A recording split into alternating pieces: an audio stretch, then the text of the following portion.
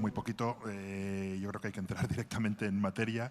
Y la primera pregunta, empezando donde ha terminado el ponente anterior, es: ¿tenemos que tener miedo de la inteligencia artificial o todos hemos visto demasiadas películas? ¿Quieres empezar tú? Pues no, no, para nada. Yo incluso no llamaría a lo que se llama inteligencia artificial inteligencia. Ahí empieza el problema el problema. Se tratan de procesos de automatización. Y ahí pues estamos todavía muy lejos de la idea, la Asimov, de un robot que como Terminator coge y conquista el planeta. Lo que sí que tenemos que tener es un cierto nivel de cautela a la hora de aplicar pues todo este tipo de procesos de automatización, porque son procesos que son programados por personas y ese tipo de programación pues es un lenguaje como cualquier otro lenguaje y sí que tiene un potencial de discriminación, de subjetividad a la hora de programar, pues que puede tener un determinado impacto en la sociedad, pero miedo, yo no lo llamaría miedo. Sí, estoy completamente de acuerdo. Además, ninguna inteligencia artificial no tiene ni intencionalidades, ni objetivos, ni deseos, ni creencias, ni nada de nada. Es más bien un tool, ¿no? Es más bien una herramienta. Es una herramienta la inteligencia artificial. Y bueno, en función de en qué manos caiga, pues hará unas cosas o hará otras, mejor o peor. Y los riesgos, a mí el miedo, el miedo lo tengo del ser humano, no de la inteligencia artificial. En la palabra inteligencia artificial, la expresión tiene algo de engañoso, ¿no? Porque, digamos, vuestro modelo de trabajo no es la mente humana, sino que es otro modelo. La mente humana siempre es mucho más flexible. ¿Podéis explicarnos un poco la diferencia entre inteligencia artificial, mente humana y vuestro modelo de trabajo y de aprendizaje? Bueno, cuando hablamos de inteligencia artificial, a decir verdad, a lo que estamos aludiendo son procesos de inducción, que es una forma que, por simplificarlo mucho, se podría comparar con la estadística. Es decir, uno analiza lo que hay ahí afuera y establece correlaciones y con ello pues, se establecen posibilidades. Y lo que hace el ser humano, que es lo que llamamos la inteligencia en sí, son procesos de deducción, es decir, procesos que no requieren una base de datos grande, sino justo lo contrario. Uno hace inferencias, como por ejemplo un niño pequeño cuando aprende un idioma. Un niño pequeño pues aprende un idioma con muy pocos datos y deduciendo a través del ejemplo de sus padres, pues cómo va a seguir pues estableciendo frases y hablando. Y eso es lo que una inteligencia artificial no puede hacer. Ese tipo de deducciones, ese tipo de proceso con pocos datos, no funciona así. Simplemente son dos paradigmas totalmente diferentes. Y ahí yo creo por eso precisamente que es erróneo el uso de una semántica como la de la inteligencia, el aprendizaje y todo ese tipo de palabras que son una antropomorfización de lo que es un tool técnico que no tiene nada de las características humanas a la hora de pensar y de usar lógica. Sí, un niño de corta edad no necesita ver cientos de millones de imágenes de perros y gatos para discriminar entre un perro y un gato. Con una o unas poquitas ya es capaz de hacerlo.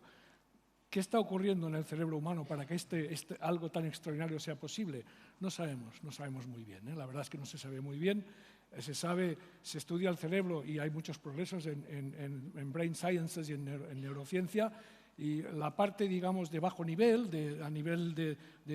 incluso aunque supiéramos a nivel individual cómo funciona cada neurona, cómo se conecta con el conectoma que llaman del cerebro, y supiéramos a analizar muy bien a este nivel tan bajo, de tan bajo nivel, cómo funciona, cómo emerge a partir de ahí las capacidades cognitivas de alto nivel, es un auténtico misterio.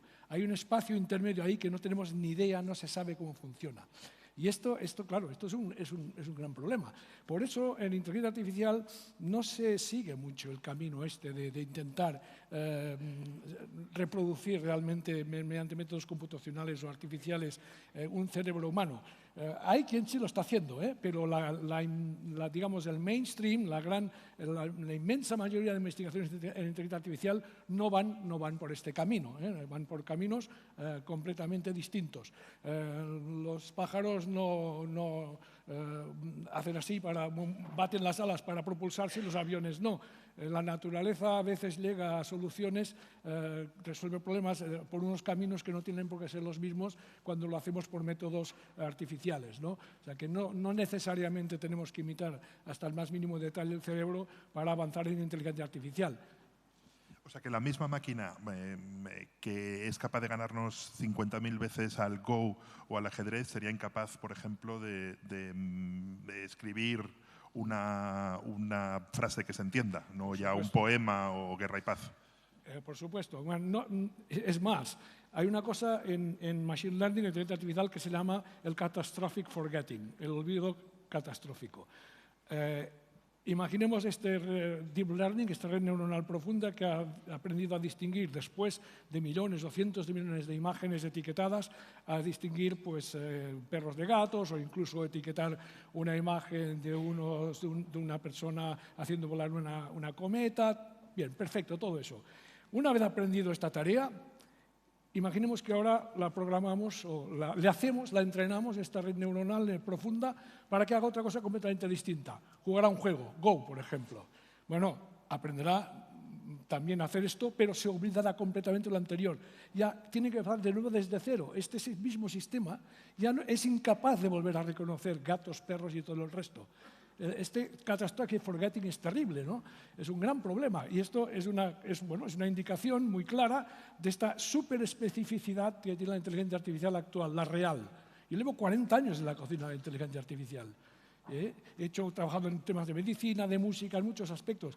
Y bueno, cada vez no aprende como un ser humano. Tenemos una excesiva tendencia al antropomorfismo y creemos, porque con una máquina ha hecho algo muy espectacular y muy complejo, ya es capaz de hacer cualquier otra cosa que tener las competencias de un ser humano. En absoluto. Las cosas no van por ahí. No tiene nada que ver la inteligencia artificial con la inteligencia humana. Si yo tuviese 15 años y fuese a plantearme estudiar una carrera, ¿hay alguna que vosotros me diríais casi mejor que no por la inteligencia artificial? No sé, traductor, conductor, o sea... No, no, es que ahí seguimos todavía con esa metáfora de la antropomorfización, que van a venir los robots y van a asumir todo porque son capaces de contextualización, que es en lo que se basa la mayoría de profesiones que todos tenemos. O sea, no se trata simplemente de barrer la calle, sino de contextualizar, pues que estoy barriendo, aquí hay hojas y ahí más atrás hay otro tipo de basura, voy a necesitar otra herramienta y ahora pues está lloviendo y voy a tener que vaciar la canalización ahí al lado. Todo eso son tareas que requieren un alto grado de contextualización, incluso a un nivel bastante básico. Esas son cosas que los robots, que la inteligencia artificial todavía no es capaz de hacer. El comité de ISO, que es el Comité de Estandarización Internacional, que se encarga pues, de crear estándares y de crear reglas para regular pues, el uso de robots, todavía se está negando a crear estándares a nivel abstracto y todavía está aduciendo que, por ejemplo, todos los robots que se quieren utilizar en el terreno, por ejemplo, pues, en el terreno clínico, robots, pues como por ejemplo, como un sustituto para las enfermeras o para el personal del hospital, pues se están dando cuenta de que todavía no hemos llegado a la situación en que un robot es capaz de contextualizar pues, si un paciente está sufriendo o está riendo, si el vaso de agua que le tienen que dar está roto y se le puede dar, o si tal vez no es una buena idea dar a un paciente un vaso de agua pues, que está roto. Ahí lo que podemos ver es que la inteligencia artificial sí que puede crear un cierto nivel de democratización de asistencia en el sentido de que puede asumir tareas muy específicas que pueden ayudarnos pues, a realizar nuestro trabajo pues, de forma mucho más rápida y eficaz. Pero eso es otra historia y no tiene nada que ver con una sustitución total. Sí, estoy muy de acuerdo con lo que dice. Es verdad que la sustitución total, este dato que hubo de un trabajo publicado que se ha hecho bastante famoso, que el 47% de las ocupaciones, los puestos de trabajo, en un plazo relativamente corto, no recuerdo exactamente el plazo, pero no hablaba de 50 o 100 años, mucho menos, van a ser sustituidos por máquinas y eso no me lo creo, en absoluto. Que me hablaran del 10%, quizás me lo empezaría a creer un poquito ya, ¿no? A ver, hay muchas actividades en donde se requiere, el factor humano es absolutamente imprescindible. tareas tanto manuales como incluso administrativas, lo que llaman clerical work en inglés, a nivel muy repetitivo, estas sí que corren un riesgo. Bueno, incluso el tema con los vehículos autónomos, hemos visto hoy, ¿no? Ya nos han hablado de eso, pues también a un cierto plazo, que no serán unos pocos años, también son ocupaciones que peligran. Pero yo creo que una gran mayoría de los puestos de trabajo, lo que vamos a ver es este complemento, este binomio equipo persona-máquina, que este equipo, el conjunto de los dos, será mejor que cualquiera de los dos por separado. Y ya se están viendo ejemplos hoy día, no es una cosa no estoy hablando de futurología, ¿no? Este tipo de aproximación, de complementar el factor humano con el factor no humano, o sea, con la máquina, yo creo que las cosas tenían que ir por ahí. Y eso hará peligrar seguramente muchos menos puestos de trabajo de los que creemos. Y en nuestra vida cotidiana, ¿cuántas veces entramos en contacto con la inteligencia artificial y cómo ahora, o sea, en el camino al trabajo? Pues prácticamente todo. La distribución de todo lo que es infraestructura, por ejemplo, electricidad o de banda ancha o el móvil que todos tenemos y que utilizamos, el laptop. Incluso en máximas ciudades, por ejemplo, todo lo que es la conexión con los semáforos, todo lo que es el servicio público, pues está siendo controlado por un cierto tipo o un cierto nivel de inteligencia artificial. La cantidad de software y de aplicaciones que estamos utilizando que tienen inteligencia artificial es casi difícil no encontrar inteligencia artificial, aunque también pues cabe recalcar eso ¿qué significa eso, inteligencia artificial? Estamos tratando de, de procesos de automatización en los que hay algoritmos que están utilizando bancos de datos bastante grandes y están ahí ofreciendo sugerencias y probabilidades. Y eso es otra cosa, es algo que me gustaría recalcar, pues que tiene un determinado potencial de manipulación de conectivos, de discriminación, pero que también puede tener pues un gran valor a nivel de democratización de asistencia que solo era factible para un par de privilegiados. Y yo creo que, aunque todos estamos utilizando inteligencia artificial día a día con nuestros móviles, por ejemplo, nadie diría que tiene miedo del móvil y saldría corriendo de su piso chillando, oh Dios mío, mi móvil está a punto de manipularme. Sí, bueno, efectivamente. Un tema que quería añadir, pienso que una de las áreas, y de hecho ya se está dando, ¿no?, donde vamos a ver resultados muy espectaculares y que obviamente afectarán mucho en positivo, en bien, ¿no?, for good, en nuestras vidas, es todo lo relacionado con la salud. Ahí es un ejemplo precioso de lo que decía yo antes, de las ventajas de trabajar en equipo persona-máquina.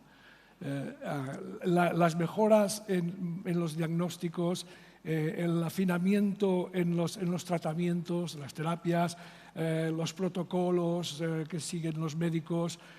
Bueno, todo esto, la inteligencia artificial ya hay resultados bastante espectaculares y seguirá viéndolos mucho más. Y para mí es el área, una opinión muy personal, ¿no?, pero es el área que pienso que tiene donde hay más futuro por parte de la inteligencia artificial. Me hablabais de robots minúsculos, ¿no? O sea, sí. Microscópicos, digamos. Sí, bueno, claro. Sí, hay robots microscópicos como células que se pueden introducir en el cuerpo y que se pueden aplicar pues, en el campo médico pues, para hacer quimioterapias muy precisas. Cuando dices se pueden, es que se está utilizando.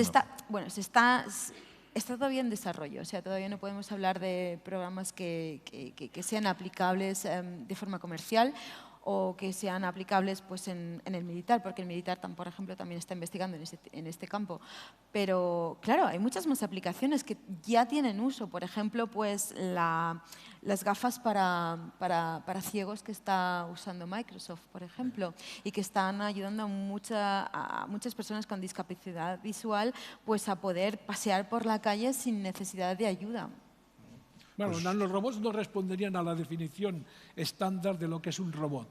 Pero bueno, es un término de esas palabras de estas que han cogido una extensión no del todo correcta, en mi opinión, y tienen relativamente poco que ver, muy poco que ver con la inteligencia artificial. Pues muchísimas gracias por todo. 15 minutos dan para muchos una prueba de la inteligencia humana. Muchas gracias.